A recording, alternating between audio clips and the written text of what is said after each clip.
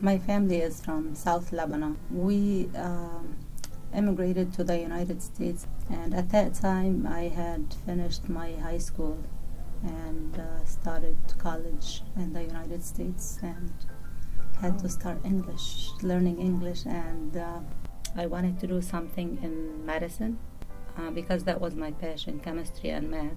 And I happened to meet my husband at that time and got married and rethought my goals and went into teaching, even though that was not something I had ever thought about. When I got married and had my 2 children, I have 4 children now, I was ready to quit school midway because it was too much stress and a lot of work on me. And my parents helped me. They were the greatest asset for me to finish school, my mom and dad, because they watched my children and they kept pushing me. So when I was ready to quit midway, I got yelled at by my dad. He picked up the phone and he said, I heard that you were not gonna enroll for this semester. And I said, I can't anymore. He said, what are you gonna be doing with your time? So he says, I want to hear tomorrow that you have enrolled for your classes. And that was the big push for me, my husband, my parents. And so I decided that I wanted to graduate and stay home.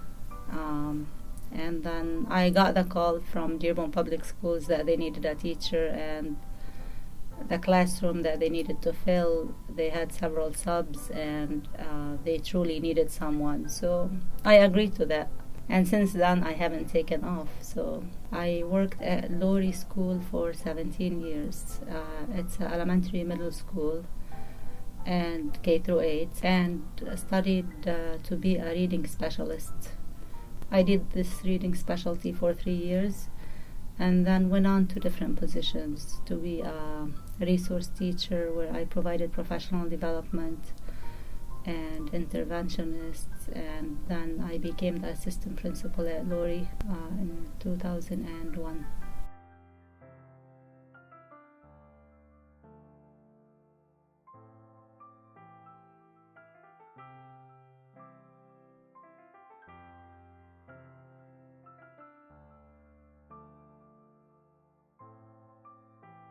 Maples at the time was one of the lowest functioning building in Dearborn. It ranked 12th percentile rank on the state level. And later on, the following year, they started labeling schools priority and focus, and then there was a step further to take over schools that are not functioning. So the superintendent at that time advised that I would go to Maples, and I had worked with Mr. Weston, who is currently the state superintendent, and he understood how the dynamics of the schools are, and he advised me to go to Maples. So we did. We improved the school within 3 years from the 12th percentile rank to 72 percentile rank. And what I did differently is I worked hard to build those partnerships between, and this is something that our district, Dearborn Public Schools, always encouraged and pushed for, so that we can have, like they say, it takes a village to educate a child. So we implemented this motto that it takes a village. The district was a great help. The parents, the community, the access. We even used access services. We used local dentist services, local organizations. The parents became very involved. One of the greatest impacts on what happened in the school was the hiring a parents community liaison. She bridged that gap between the teachers and the parents. Our parents meetings reached from 200 to 400 parents at times when we did our monthly parent meetings, because the parents wanted to learn, but they wanted to be invited and they needed to know how. So we empowered them. The staff also was empowered. The students felt good about themselves.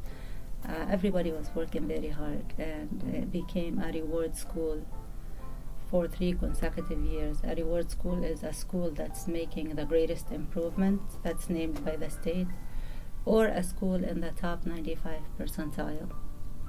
So our school was named reward for 3 consecutive years, and it was given the designation as beating the odds. Beating the odds is making great gains despite all the challenges. And the challenges at that time were, and still are today, the high economically disadvantaged, the rate, and also the EL students, English language learners, who come from overseas with interrupted schooling and